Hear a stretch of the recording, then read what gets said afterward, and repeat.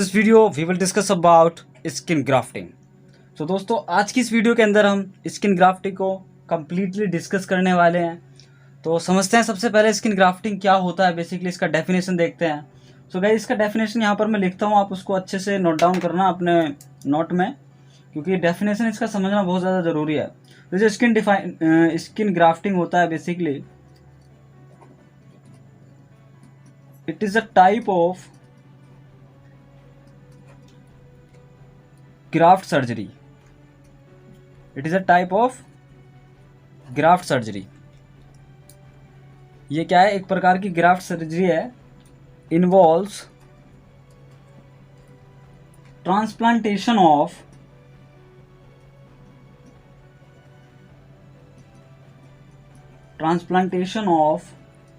Skin. तो ये main इसका बस छोटा सा डेफिनेशन है जो कि तुम्हें याद करना है, और इसका मतलब क्या है वो मैं तुम्हें समझा देता हूँ। अब देखो स्किन ग्राफ्टिंग क्या है। सपोज ये कोई पर्सन है, ठीक है। अब इस पर्सन को इसके लेग पर चोट लगी मानो, या फिर कोई इन्फेक्शन है, या फिर बर्न हो गया। तो यहाँ पर देखिए थोड़ा एक डायग्राम बनाता हूँ मैं इजी करने के लिए कंसेप्ट को, इस तरीके से। अब इस पर्सन का इतना पार्ट जो है, इतनी जो स्किन है लेग की, वो किसी भी कारण से ख़राब हो गई है ना, वेस्ट हो गई, यहाँ से रिमूव हो गई, जो कि अब सर्वाइव नहीं कर रही है, ठीक है। तो अब क्या होगा, इसके इतने पार्ट को कवर करने के लिए इस पर्सन की बॉडी से या फिर किसी दूसरे पर्सन की बॉडी से स्किन को लिया जाता है और इस अफेक्टेड पार्ट को कवर किया जाता है। तो हो सकता है कि हम लेग के इस वाले पार्ट से स्किन को ले लें और इस वाले पार्ट पर लगा दें, तो क्या होगा, ये हील हो जाएगा, कवर हो जाएगा, ठीक है। तो ये भी कहा जाता है कि जो हमारा स्किन ग्राफ्टिंग है it is a best dressing, क्योंकि ये नेचुरल होता है, ठीक है। तो स्किन ग्राफ्टिंग का सीधा सा मतलब ये है कि भाई आपका जो बॉडी पार्ट है उसकी कहीं पर्टिकुलर जगह पर कोई वुंड है, कोई बर्न ज़्यादा हो चुका है जहाँ पर स्किन नहीं है, तो उसको हील कराने के लिए हम बॉडी के किसी दूसरे पार्ट से स्किन को उठाते हैं और उस पर्टिकुलर पार्ट पे लगा देते हैं। That is called skin grafting, ठीक है। अब हम समझेंगे कि स्किन ग्राफ्ट और स्किन फ्लैप में क्या डिफरेंस होता है बेसिकली। तो सिंपल सा समझिए आप कि अगर मैं बात करता हूँ स्किन ग्राफ्ट की, तो स्किन ग्राफ्ट में क्या होता है बेसिकली, इसकी खुद की ब्लड सप्लाई नहीं होती। तो इसकी खुद की ब्लड सप्लाई नहीं होती है बेसिकली। तो इसकी खुद की ब्लड सप्लाई नहीं है। क्यों नहीं है? क्योंकि जब हम इसको यहाँ से हटाएंगे, सपोज एक पार्ट से जब हम हटाते हैं तो इसको पूरा का पूरा हटा लेते हैं, तो इसकी खुद की ब्लड सप्लाई नहीं रहती है बेसिकली। दूसरा पॉइंट है हमारा स्किन फ्लैप क्या होता है। तो इन दोनों का कंपैरिजन एक साथ करने से ही समझ में आएगा आपको। स्किन फ्लैप क्या है? स्किन फ्लैप होता है कि इसकी खुद की ब्लड सप्लाई होती है, इसकी खुद की ब्लड सप्लाई होती है। यहाँ पर मैं बोल रहा हूँ कि ये जो पार्ट है इसको हटाया, कंप्लीटली हटा करके यहाँ पर लगाना स्किन ग्राफ्टिंग है। लेकिन अगर मैं बोलूँ कि स्किन को यहाँ से हल्का सा उठाया लेकिन इसके ओरिजिन को नहीं हटाया और इसको घुमा करके यहाँ पर चिपका दिया, तो इसको कह देंगे स्किन फ्लैप, ठीक है। तो यहाँ पर हम क्या समझ रहे हैं, स्किन ग्राफ्टिंग का क्या मतलब है कि जब आप स्किन को कंप्लीटली डिटैच करोगे उसके ओरिजिन से और दूसरी जगह लगाओगे, that is called skin graft. लेकिन स्किन फ्लैप क्या कह रहा है कि आप स्किन तो हटाओगे लेकिन उसका ओरिजिन जो है ना वो जुड़ा रहेगा और तब आप दूसरी जगह पर लगाओगे। तो इसका मतलब जो स्किन है वो आपकी ओरिजिन पर और जो आपकी जो साइट जहाँ पर आप लगा रहे हो, ये रेसिपिएंट साइट, दोनों से जुड़ी रहती है। तो जब दोनों से जुड़ी हुई है तो इसकी खुद की ब्लड सप्लाई रहती है, इसीलिए इसको स्किन फ्लैप कहते हैं। तो स्किन ग्राफ्ट और स्किन फ्लैप में मेन डिफरेंस यही होता है कि जो स्किन ग्राफ्टिंग होती है, जो स्किन ग्राफ्ट होता है उसकी खुद की ब्लड सप्लाई नहीं होती है, और जबकि स्किन फ्लैप में उसकी खुद की ब्लड सप्लाई होती है। सो दोस्तों अब हम बात कर रहे हैं जैसे कि स्किन ग्राफ्टिंग की, तो इसमें यहाँ पर थोड़ा सा स्किन को समझना बहुत ज़्यादा ज़रूरी है। तो स्किन की यहाँ पर हम दो लेयर की बात करेंगे बेसिकली। एक होती है आपकी एपिडर्मिस, एक होती है आपकी एपिडर्मिस और दूसरी होती है गाइस डर्मिस, ठीक है। तो जो एपिडर्मिस होती है ये बिल्कुल सुपरफिशियल लेयर होती है, इसकी खुद की कोई ब्लड सप्लाई नहीं होती, इसकी खुद की कोई ब्लड सप्लाई नहीं होती है बेसिकली। अब यहाँ पर देखिए ये जो एपिडर्मिस है, सपोज ये हमारी एपिडर्मिस है, ठीक है, इसके नीचे होती है डर्मिस, ये हो गई एपिडर्मिस, ये हो गई डर्मिस। इन दोनों के बीच में एक बेसमेंट मेम्ब्रेन होती है। तो ये वाली जो है ये हो गई बेसमेंट मेम्ब्रेन, ठीक है। ये हो जाती है हमारी एपिडर्मिस, ये हो जाती है डर्मिस।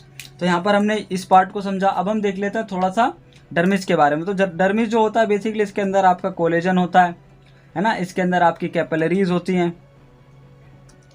इसके अंदर आपके कुछ इलास्टिक टिश्यूज़ वगैरह होते हैं, इसके अंदर मेनली आपका नर्व एंडिंग भी होती है, ठीक है। तो यहाँ पर हमने समझा कि एपिडर्मिस क्या होती है, डर्मिस क्या होती है। अब ये समझना इसलिए ज़रूरी है क्योंकि जब हम अभी स्किन ग्राफ्टिंग के टाइप को डिस्कस करेंगे ना, तो वहाँ पर चीज़ें बहुत ज़्यादा कॉम्प्लिकेटेड हो जाएंगी अगर हम ये पॉइंट नहीं समझेंगे, ठीक है। अब हम आगे चलते हैं बेसिकली। सो गाइस, इसमें दो टर्म बहुत ज़्यादा यूज़ होते हैं, पहले उसको समझ लेते हैं हम। एक होता है हमारा डोनर साइट, एक होता है हमारा रेसिपिएंट साइट, ठीक है। एक होता है रेसिपिएंट साइट।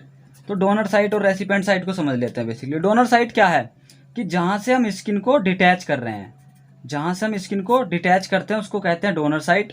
और रेसिपिएंट साइट क्या है, जहाँ पर हमने स्किन को अप्लाई किया, ठीक। तो सपोज इसका एक एग्जांपल लेते हैं हम। इस तरीके से फुट है, यहाँ से हमने स्किन ग्राफ्ट हटाया तो ये हो जाएगा आपका डोनर साइट। और इस स्किन ग्राफ्ट को हमने इस पर्टिकुलर पार्ट पर लगा दिया तो ये वाला जो पार्ट है आपका ये हो जाएगा रेसिपिएंट साइट, ठीक है। तो ये डोनर साइट, रेसिपिएंट साइट आपको क्लियर हो गया। अब देखिए, जो स्किन ग्राफ्टिंग हम बोल रहे हैं ये न्यूट्रिशन कहाँ से लेता है। जो हमने स्किन ग्राफ्टिंग आपको बताया, हमने स्टार्टिंग में तो कह दिया कि भाई स्किन ग्राफ्टिंग का इसका खुद का न्यूट्रिशन नहीं होता। तो ये न्यूट्रिशन कहाँ से लेता है, ये न्यूट्रिशन जो लेता है, ये जो न्यूट्रिशन लेता है, क्योंकि इसको सर्वाइव करने के लिए न्यूट्रिशन चाहिए, तो जो न्यूट्रिशन लेता है ना, ये न्यूट्रिशन लेता है आपका रेसिपिएंट साइड से, जो रेसिपिएंट बेड है। सपोज ये रेसिपिएंट साइट है, this is your recipient site, और आपने इसके ऊपर क्या लगा दिया, ये स्किन ग्राफ्ट लगा दिया आपने। तो अब इसको ब्लड सप्लाई की भी तो ज़रूरत है ना, तो ये ब्लड सप्लाई किससे लेगी, इसी रेसिपिएंट साइट से। तो इसको रेसिपिएंट साइट ही आपकी ब्लड सप्लाई देती है। तो स्किन ग्राफ्टिंग को जब हम स्किन ग्राफ्टिंग प्रोसेस करते हैं तो उसमें जो न्यूट्रिशन का रोल है वो रेसिपिएंट साइट ही प्ले करती है, ठीक है। तो ये वाला पॉइंट हमारा क्लियर हुआ। अब हम समझ लेते हैं थोड़ा सा इसका क्लासिफिकेशन बेसिकली, कि जो स्किन ग्राफ्टिंग है इसका क्लासिफिकेशन क्या है। तो देखिए, इसका क्लासिफिकेशन बहुत ही सिंपल तरीके से है। तो इसमें बेसिकली 3 तरीके के आपके क्लासिफिकेशन होते हैं। तो सबसे पहले जो होता है वो हमारा होता है ऑटोग्राफ्ट, होमोग्राफ्ट एंड जीनोग्राफ्ट। तो इसको देख लेते हैं बेसिकली। तो सबसे पहले हम बात करेंगे ऑटोग्राफ्ट की। मैं तीनों बता देता हूँ आपको। पहले ऑटोग्राफ्ट, होमोग्राफ्ट, एक होता है आपका जीनोग्राफ्ट, ठीक है। तो जो ऑटोग्राफ्ट है, ऑटोग्राफ्ट को समझते हैं। देखिए इसमें क्या हो रहा है बेसिकली। इसमें जो बंदा है, सपोज ये कोई बंदा है, ठीक है, इस बंदे की स्किन को लिया हमने और इसी बंदे पर अप्लाई कर दिया, इसको कहते हैं ऑटोग्राफ्ट।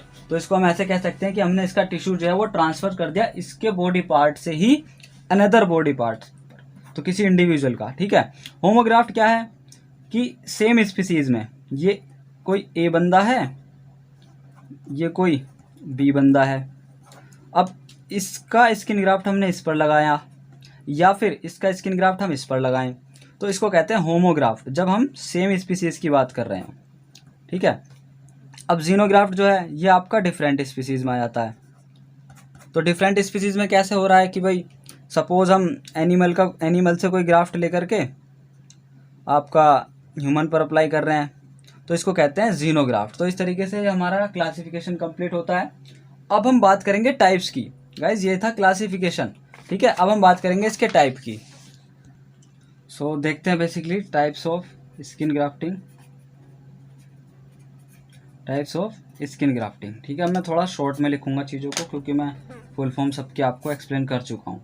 तो बेसिकली जो 2 टाइप का है आपका इसमें, एक फर्स्ट टाइप जो होता है गाइज वो होता है हमारा पार्शियल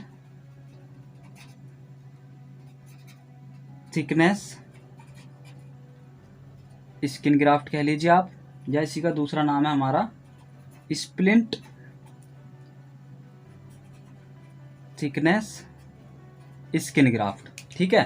तो इसको शॉर्ट में ऐसे लिख दीजिए, splint thickness skin graft, STSG। ठीक, अब दूसरा होता है हमारा फुल थिकनेस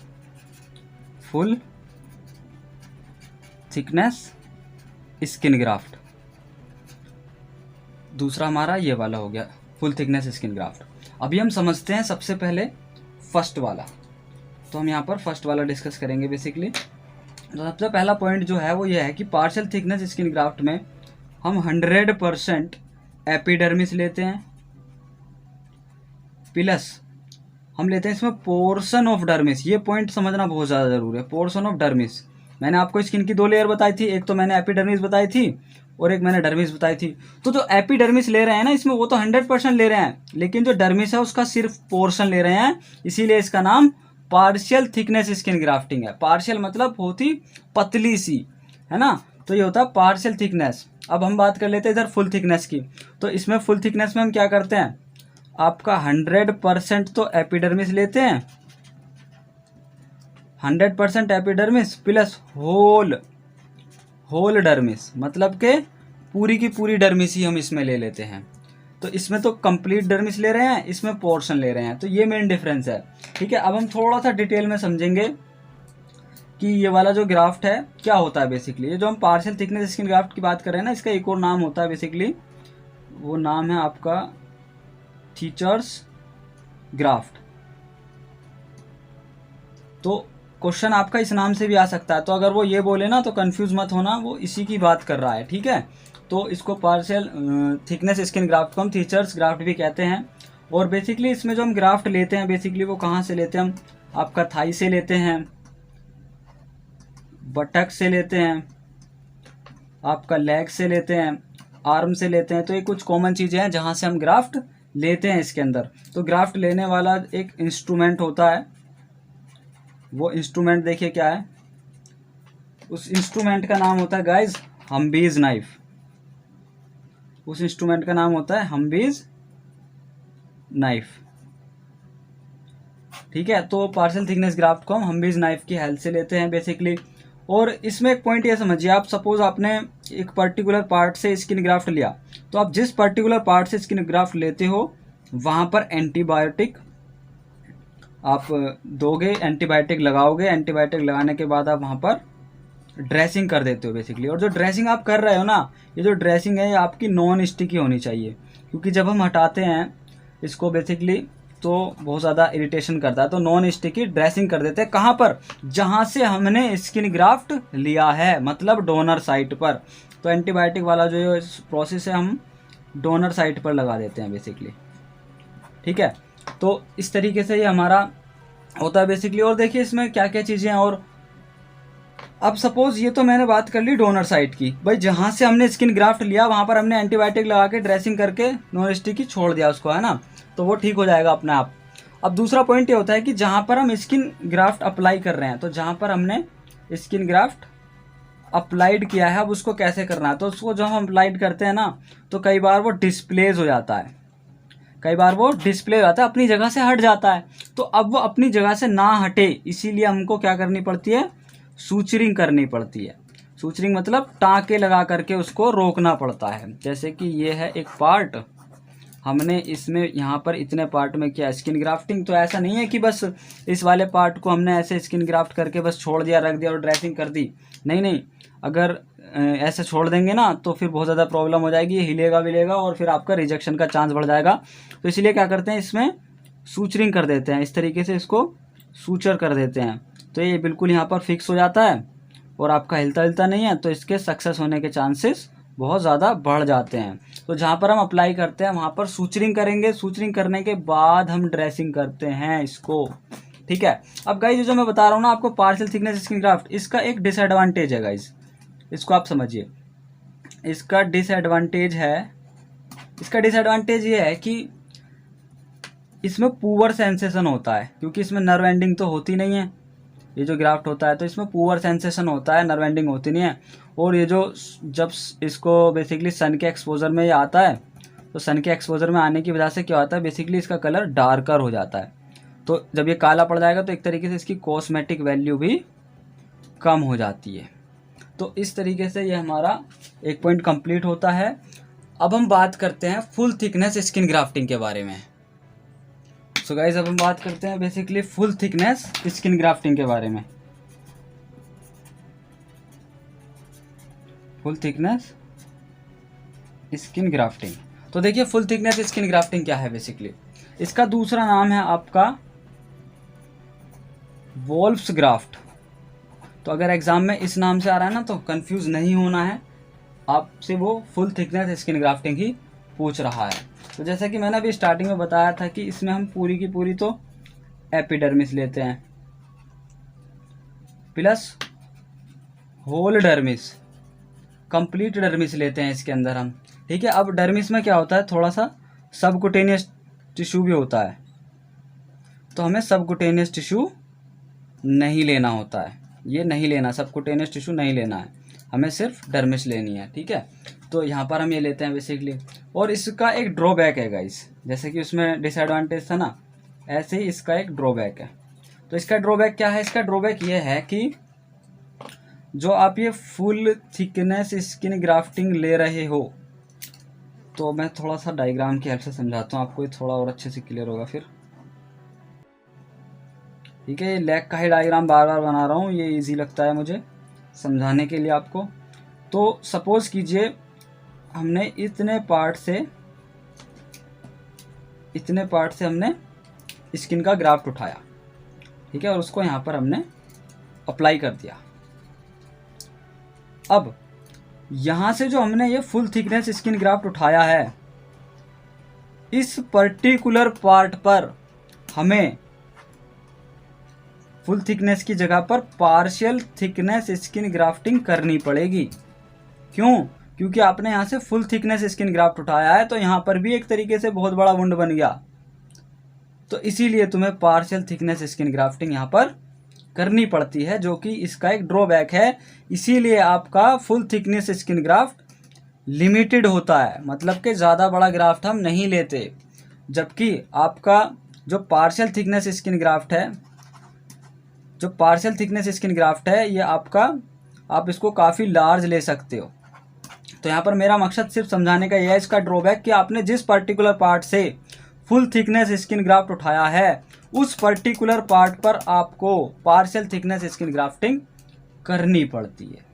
ठीक है, अब इसमें कुछ पॉइंट आपको समझने हैं। देखिए सपोज कि, और हाँ देखिए इसमें एक इंस्ट्रूमेंट है, उसमें तो हमारा था हम्बीज नाइफ, तो इसमें जो हमारा इंस्ट्रूमेंट है वो है हमारा सर्जिकल ब्लेड। तो ये वाला जो हम बेसिकली स्किन ग्राफ्ट उठाते हैं वो सर्जिकल ब्लेड से उठाते हैं। ठीक है, अब इसमें एक पॉइंट समझिए आप, इसमें एक मेन मुद्दा ये रहता है कि हम प्रोक्सिमल पार्ट की तरफ जाते हैं। मीन्स ये है कि सपोज, थोड़ा डायग्राम से समझाता हूँ, अगर हमें यहाँ पर स्किन ग्राफ्टिंग करनी है तो हम कोशिश करेंगे कि हम इसके आसपास वाले एरिया से ही स्किन ग्राफ्ट उठाएं। क्यों आसपास वाले से ही, क्यों? ताकि जो कलर है ना वो सेम रहे, ताकि कॉस्मेटिक वैल्यू बनी रहे। जैसे कि अब बात करते हैं, हमें अगर फेस पर स्किन ग्राफ्टिंग करनी है, तो फेस पर अगर स्किन ग्राफ्टिंग करनी है तो या तो हम ऑरिकुलर रीजन से लेंगे या फिर हम क्लेविकल के पास से लेंगे, तो सुप्रा क्लेविकल, तो इन दोनों रीजन से हम ले सकते हैं, पास से ही लेना है। और सपोज करो कि भैया हमें एब्डोमेन पर करना है, एब्डोमेन पर ग्राफ्ट लगाना है, तो एब्डोमेन पर ग्राफ्ट लगाना है तो हम उसके पास वाले रीजन सपोज थाई से लेंगे, बटक से लेंगे और ग्रोइन रीजन से लेंगे। ठीक है, तो मेन पर्पस ये रहता है कि कॉस्मेटिक वैल्यू ना घटे। ठीक है, अब देखिए एक पॉइंट और समझिए आप, ये तो मैंने आपको ऐसे बता दिया, अब एक मैं कंपैरिजन बता देता हूँ आपको दोनों का। एक पार्शियल थिकनेस स्किन ग्राफ्ट होता है, तो जो पार्शियल थिकनेस स्किन ग्राफ्ट है ना, इसको सरवाइव करने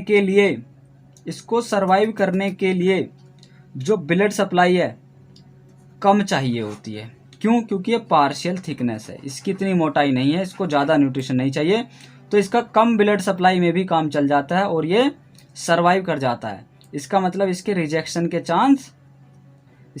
के चांस कम होते हैं।